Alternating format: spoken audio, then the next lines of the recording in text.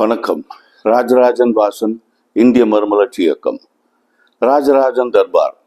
நாட்டில் நடக்கும் நிகழ்ச்சிகளை பற்றி என்னுடைய கருத்துக்களை மக்கள் மன்றத்தில் பகிர்ந்து கொள்ளும் இந்த நிகழ்ச்சி. இன்றைக்கு ஒரு 2-3 சம்பவங்களை பற்றி பார்ப்போம். அதிகாரிகள் மற்றும் மருத்துவர்கள் இவர்களை போன்றவர்கள் சரியான சமயத்தில் சரியான நடவடிக்கை எடுக்காத காரணத்தினால் மனிதர்கள் மட்டுமல்ல மிருகங்களும் பாதிக்கப்படுவதை குறித்து சில சம்பவங்களை உங்களுடன் பகிர்ந்து கொள்ள வேண்டும் என்று நினைக்கிறேன். முதலில் பல்லாவரம், அதை ஒட்டிய ஒரு கிராமம். அந்த இதுல இருந்து ஒரு ஏழை விவசாயி அவருடைய பசுமாட்டுக்கு காதில் ஏதோ ஒரு பிரச்சனை இருக்குன்னு சொல்லிட்டு பம்பல் கால்நடை மருத்துவமனைக்கு கொண்டு வந்திருக்கிறார். அங்கே இருந்த கம்பவுண்டர், டாக்டர் இவங்கெல்லாம் ஏதோ ஒரு இன்ஜெக்ஷன் போடணும் அப்படின்னு சொல்லி அந்த மாடை அந்த வளையம் மாதிரி இருக்கும், அந்த ஸ்டாண்ட் மாதிரி இருக்கணும், அதில் நிறுத்த சொல்லியிருக்காங்க. இவர் முயற்சி பண்ணியிருக்காரு. அதை மாடு அதுக்குள்ளே போகிறதுக்கு கொஞ்சம் முரண்டு பிடிச்சிருக்கு போல இருக்கு. அதுக்கு அந்த கம்பவுண்டர் என்ன பண்ணியிருக்காரு, அந்த மாட்டை ஒரு ஃபோர்ஸ்ஃபுல்லாக தள்ளி அதை ஒரு சரியாக கொண்டு வந்திருந்தால் ஒழுங்காக நின்று இருக்கும். அதை ஒரு முரட்டுத்தனமாக அதோட ஹேண்டில் பண்ணி அந்த மாட்டை கீழே தள்ளி விட்டு அதோட கால் இடறி கீழே விழுந்த மாடு எழுந்துக்கவில்லையாம்.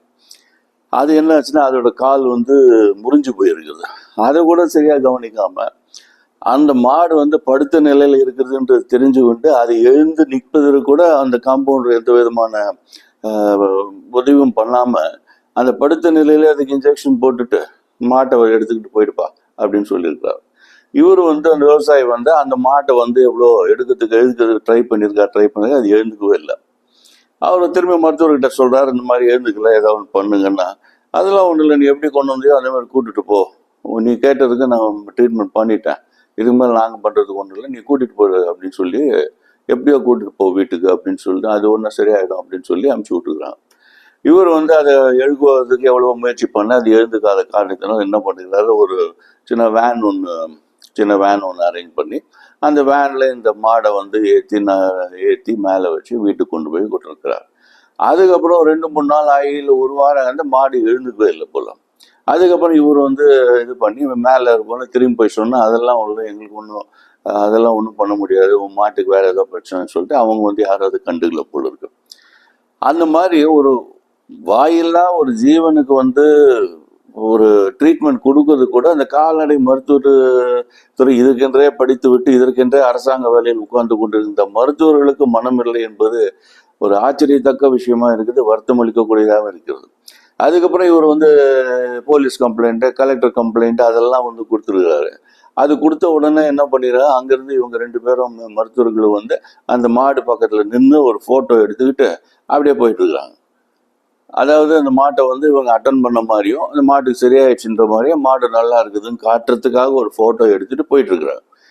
அப்புறம் இவர் என்ன ஆச்சுன்றது இவருக்கு தெரியாது. அவங்க என்ன ரிப்போர்ட் கொடுத்துட்டா மாடு சரியாச்சு, மாடு அட்டன் பண்ணிட்டோம் சரியாயிடுச்சுன்னு சொல்லிட்டு கலெக்டருக்கு ரிப்போர்ட் கொடுத்துட்டாங்க போல இருக்குது. அதுக்கப்புறம் ஒரு 2 வாரம் ஆயிடுச்சு, எதுவும் எந்த விதமான நடவடிக்கையும் இல்லை. அதுக்கப்புறம் அவர் ப்ரெஸ் போய் இந்த மாதிரிலாம் ஒரு கலவரம் பண்ண அப்புறம் ஏதோ ஒன்று அட்டன் பண்ணுறதுக்கு ஆளுங்க அவர் நம்ம அனிமல் பார்க்குற அந்த டிபார்ட்மெண்ட்டோட ஹெட்டு இன்ஸ்ட்ரக்ஷன் கொடுத்து அதுக்கப்புறம் இவங்க அட்டன் பண்ண சென்று இருப்பதாக ஒரு செய்தி வந்திருக்கு. இது பதில் பார்க்கும்போது என்னன்னா ஒரு விஷயத்துக்கும் இந்த கலெக்டர் வரைக்கும் இவங்க வரைக்கும் போகிற அளவுக்கு எத்தனை பேருக்கு முதல்ல அது தெரியும், அந்த வழிமுறைகள் நம்மளுக்கே அந்த எப்படி அவங்களை அப்ரோச் பண்றது கூட நிறைய பாமரர்களுக்கு தெரியாது. ஆக எல்லா விஷயங்களும் இந்த மாதிரி ஒரு மேலதிகாரி வரைக்கும் போய் தான் அதை சரி பண்ண முடியும் இருந்தால் தட் மீன்ஸ் பழைய ரஜினிகாந்தோட ஸ்டைலில் சொல்லணும்னா சிஸ்டம் சரியில்லைங்கிறது தான் மெயினாக சொல்ல வேண்டியிருக்கா. அந்தந்த மட்டத்தில் ஏற்படும் குறைகளை அந்தந்த மட்ட அதிகாரிகள் சரி மருத்துவர்கள் சரி அதை செயல்படுத்த வேண்டும். அவங்க செயல்படுத்துகிறார்களா என்றது கண்காணிப்பு அதோட உயர் அதிகாரிகளுடைய பொறுப்பு. Okay.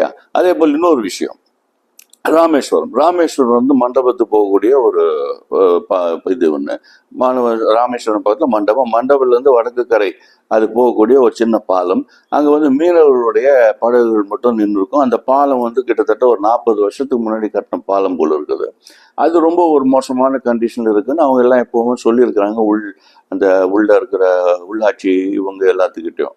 But they not taken any action. அது சரி பண்ணுறதுக்கு எந்த விதமான முயற்சியும் எடுக்கவில்லை.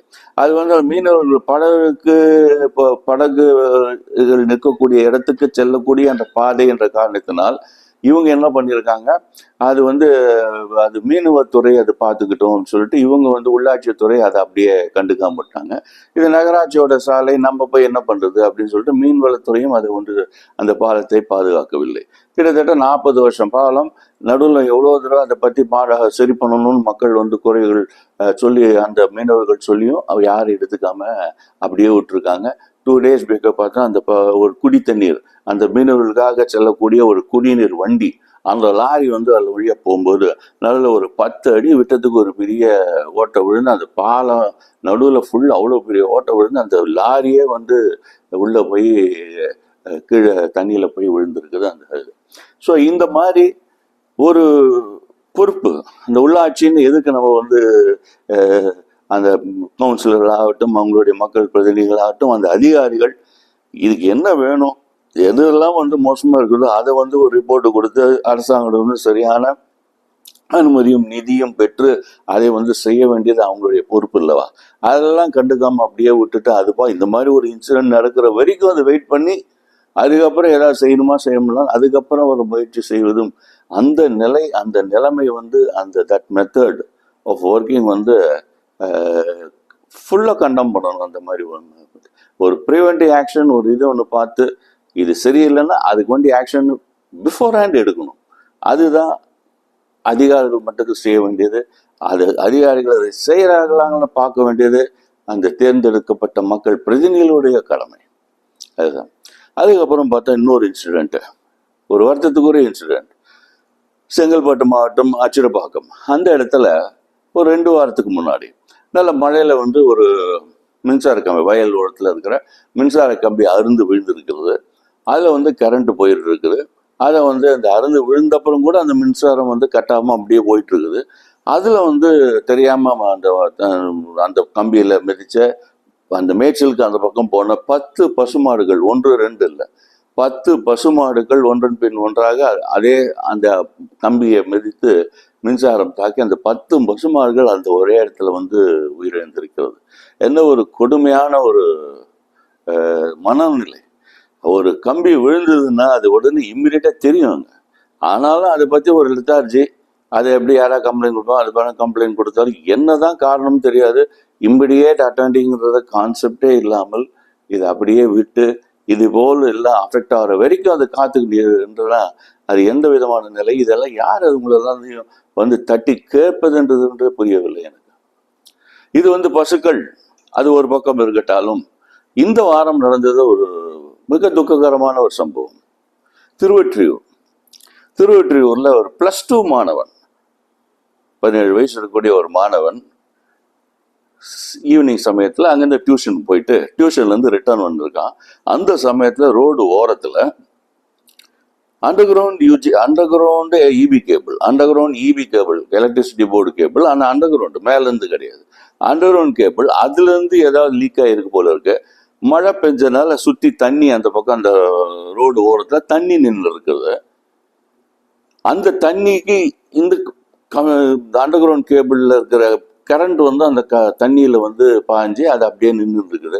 பையன் வந்து டியூஷனுக்கு போயிட்டு ரிட்டர்ன் வரும்போது அந்த தண்ணியில் கால் வச்சோன்னா மின்சாரம் அவன் மேலே தாக்கி that boy tight on the spot. இது வந்து டெக்னிக்கலாக பார்த்தோம்னா ஒரு இது வந்து ஒரு லீக்கேஜோ எதாவது இருந்தாலும் எப்படி இருந்தாலும் ஒரு அலாம் வந்து அங்கே போகும். அதுவும் இதெல்லாம் இந்த அண்டர்கிரவுண்ட் கேபிளெல்லாம் ஹை வோல்டேஜ் கேபிள் தான் கீழே போடுறது. அந்த கேபிளெல்லாம் ப்ரொடெக்டிவ் மெக்கானிசம் பக்காவாக இருக்கும். ஒன்று வந்து இந்த மாதிரி ஏதாவது ஷார்ட் வந்தாலும் உடனே அங்கே ட்ரிப் ஆகிடணும், கரண்ட்டை வந்து ஆட்டோமேட்டிக்காக கட் ஆகணும். அப்படி இல்லாட்டி கூட இந்த மாதிரி இருக்குதுங்கிறதாவது அங்கே வந்து தெரியும் உங்களுக்கு. இந்த மாதிரி கட் ஆகிருக்குது, கரண்ட் வந்து லீக் ஆகுது, அந்த கேபிள் சரியில்லையா, கேபிள் வந்து வெளியில போகுது, கரண்ட் போகிறதா, இது எல்லாமே அந்த அலாம் வழியாக தெரியும். ஆனால் இதையெல்லாம் சரியாக கவனிக்காமல் அந்த அலாமுக்கு வந்து இம்மிடியேட்டாக ரெஸ்பான்ஸ் பண்ணாமல் அதை அப்படியே விட்டுட்டு இந்த மாதிரி வந்து மக்களை வந்து அது மேலே கால் வச்சு மக்கள் உயிரே போகிற அளவுக்கு, ஒரு மாணவனுடைய உயிரே போகிற அளவுக்கு இவங்களுடைய அந்த லெத்தார்ஜி, என்ன சொல்றது, அதுவும் பியூட்டி என்னன்னா இதே அது ஒரு கொடுமை. பியூட்டின்ற வார்த்தையை நான் பயன்படுத்துறதுக்கு நன்றி,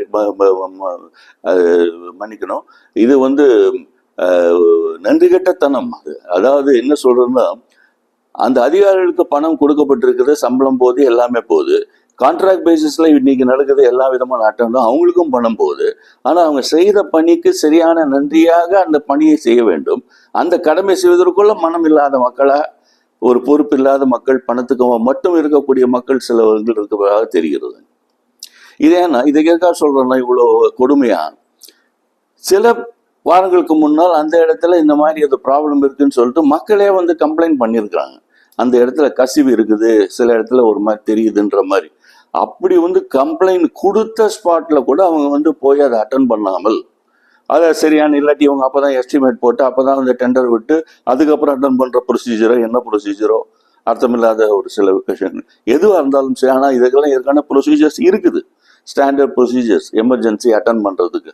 அதையெல்லாம் வந்து ஃபாலோ பண்ணாமல், எந்த விதமான ஆக்ஷன் எடுக்காமல், கம்ப்ளைண்ட் கொடுத்த அப்புறம் கூட அந்த கேபிளை வந்து அட்டன் பண்ணாமல் மின்கசியை அலோவ் பண்ணி விட்டு, அடுத்த மழை போது அந்த இடத்துல தண்ணி நின்று அந்த தண்ணியில் வந்து கால் வச்ச மாணவன் வந்து 17 வயது மாணவன் இறந்துக்கிறான். அந்த பெற்றோரோட நிலைமை என்ன ஆகுது? டியூஷனுக்கு போன பையன் திரும்பி வரும்போது இந்த மாதிரி ஒரு இறந்த நிலையில் வந்தானா எப்படி இருக்கும் அந்த பெற்றோர்களுக்கு? இவங்களுக்கெல்லாம் வந்து இதை தட்டி கேட்பதற்கு தான் அங்கே ஆள் இல்லைங்க. எது வேணாலும் வந்து பேப்பர்ல 2 செய்தி அதோட அவங்களோட போது, நாளைக்கு அவங்க மேலே டிபார்ட்மெண்ட் ஆக்ஷன் இதை வந்து சொல்லுவாங்க. 1000 ரூபாய் 2000 ரூபாய் ஃபைனு, இல்லை மிஞ்சி போனால் 1 மாதம் சஸ்பெண்ட் பண்ணிட்டு அதுக்கப்புறம் திரும்பி அவங்கள வேலைக்கு சேர்த்தப்பறம் சஸ்பெண்ட் பண்ண காலத்துக்கு என்ன காசு சம்பளம் இருக்கோ அதெல்லாம் திருப்பி கொடுத்தாகணும். ஸோ இன்றைக்கு பேப்பரில் நிறைய விஷயங்கள் பார்க்குறோம். இந்த அதிகாரி நிலை நீக்கப்பட்டார், பணி நீக்கப்பட்டார், அதாவது சஸ்பெண்ட் செய்யப்பட்டார் அப்படின்னு வர்றதெல்லாம் மொத்தம் என்ன சொல்றது, அதெல்லாம் ஒரு பொய் தோற்றம். 4 மாதம் சஸ்பெண்ட் பண்ணா கூட 4வது மாதம் அவரை திரும்பி வந்து வேலைக்கு கொண்டு வரும்போது இந்த 4 மாதத்துக்கு வேண்டிய சம்பளத்தை அவங்க கொடுத்தாகணும். அப்படின்னா இந்த 4 மாதம் எந்த விதமான வேலையும் செய்யாமல் you will get a full salary. இந்த சஸ்பெண்ட், படியிடை நீக்கம், இதெல்லாம் வந்து டோட்டலாக ஏமாற்று வேலை. ஒன்று அந்த ஆளை டிஸ்மிஸ் பண்ணுங்க, அவர் மேலே ஃபர்ம் ஆக்ஷன் எடுங்க, டிபார்ட்மெண்டல் ஆக்ஷன் எடுங்க, இல்லை முக்கியமாக இந்த வாட்டி அபராதம் ஹெவியாக போடுங்க. அதுதான் முக்கியம். இந்த மாதிரி வந்து அதிகாரிகள் தன்னுடைய கடமையை செய்ய தெரியாத, இல்லை தவறிய, அக்கறை காட்டாத அதிகாரிகள் எல்லாத்துக்கும் மேலேயும் ஃபர்ம் ஃபைன், ஹெவி ஃபைன். அது மேலே அவர் வந்து அந்த தவறை செய்யக்கூடாது. அந்த ஃபைன் போட்டதை எங்கே பார்த்தாலும் பப்ளிஷ் பண்ணணும். இனிமேல் இது போன்ற மற்ற வேறு எந்த அதிகாரமும் சரி, வேறு எவருமே இந்த மாதிரி ஒரு லெத்தார்ஜிக் ஆட்டிடியூட் இருக்கக்கூடாது அவங்களுக்கு. அப்படி ஒரு நிலைமை என்றைக்கு வருகிறதோ அன்றைக்கு தான் இதெல்லாம் சரிப்படும். இல்லாவிட்டால் இதெல்லாம் ஒரு சிம்பிள் ஒரு நியூஸோட போயிட்டு அந்த அஃபெக்டட் பார்ட்டி மட்டும்தான் அஃபெக்ட் ஆகி இருப்பாங்க. மற்றவங்க ஆஸ் யூஷுவல் அவங்க வேலையை பார்த்துட்டு போகிறாங்க. இதுதான் இன்றைக்கு. ஆக இவர்களை எல்லாம் தட்டி கேட்பது யார்? யார் இவர்களை கேட்பது? அரசியல்வாதிகள் எல்லாமே வந்து இந்த சின்ன விஷயங்கள் எதையுமே எடுக்கிறது கிடையாது. அதாவது அவங்களுக்கு பொலிட்டிக்கல் மைலேஜ் ஏதாவது கிடைக்கணும் அதை பற்றி எடுத்து பேசுவாங்களோடைய, இந்த மாதிரி சின்ன சின்ன லெத்தார்ஜிக் அங்கங்கே இருக்கிறத பற்றி யாரும் அதை பெரிய விஷயமா எடுத்து அதை அந்த சம்மந்தப்பட்ட அதிகாரிகளும் சரி, மருத்துவர்களாக சரி, அவங்க மேல் நடவடிக்கை என்ன அப்படின்னு சொல்லி எந்த ஒரு எதிர்கட்சியோ மற்ற அந்த கட்சிகளோ இதை பற்றி நிற்கிறாங்களா? அதை பற்றி புதுசாக கட்சி ஆரம்பிச்சிருக்கிறார் விஜய் அவர்கள், அவங்க அது ஏதாவது ஒன்று எடுத்து அவங்க பேசுகிறாங்களா? எதுவும் கிடையாது. எல்லாத்துக்கும் வந்து சீஃப் மினிஸ்டர் போஸ்ட்ல வந்து உட்காரணும், அதை தவிர்த்து வேறு எதுவுமே ஏம் கிடையாது. மக்கள் பிரச்சனைகளுக்காக அடங்குவது கிடையாது. மக்கள் பிரச்சனையை சில இது இவங்க எடுத்து அதில் பொலிட்டிக்கல் அட்வான்டேஜ் வேணும்னா அதுக்கு வந்து பெருசிய போராட்டம் பண்ணுற மாதிரி ஆக்ட் பண்ணிப்பாங்க. அதாவது இந்த விஷயத்தில் நாங்கள் வந்து அக்கறை காட்டுறோம் அப்படின்னு மக்களுக்கு காட்டி, மக்களை ஏமாற்றி அதன் மூலம் அரசியல் ஆதாயம் பெற முடியுமா அப்படின்னு என்றால் இந்த அரசியல் தலைவர்கள் எல்லாம் வருவாங்க. எல்லா விஷயத்தையும் அவங்க எடுத்துட்டு அதில் அப்படி பண்ணுற மாதிரி காட்டி, அது மைக்கு மூடாடி நின்றுட்டு 4 பிரஸ் ஆளுங்களை வச்சு கட்டிக்கிறோம், மண்டிக்கிறோம், இருக்கிறோம் இதெல்லாம் பேசி மக்களை ஏமாற்றி இவங்க ரொம்ப அக்கறை இருக்க மாதிரி காட்டி பதவிக்கு வந்து உட்காரணும்னு நினைப்பாங்க. பதவிக்கு வந்து உட்கார்ந்த உடனே திரும்பி இவங்க அதே தான் செய்வாங்க. ஆகவே இந்த மாதிரி இந்த ஏமாற்று அரசியல்வாதிகள் இருக்கும் வரை சரியான அதிகாரிகளை வந்து சரியான அதிகாரிகள் இருக்கணும். சரி இல்லாத அதிகாரிகளை சரிப்படுத்த வைக்க வேண்டியது இந்த பிறகு மக்கள் பிரதிநிதிகளோட கடமை. ஆகவே சரியான மக்கள் பிரதிநிதிகளை தேர்ந்தெடுக்க வேண்டியது மக்களுடைய கடமை. அதுதான் என்னுடைய கருத்து. இந்த செய்திகளுடன் இன்றைய ராஜராஜன் தர்பார் நிகழ்ச்சியை முடித்துக் கொள்கிறேன். நன்றி, வணக்கம். ராஜராஜன் வாசன், இந்திய மறுமலர்ச்சி இயக்கம்.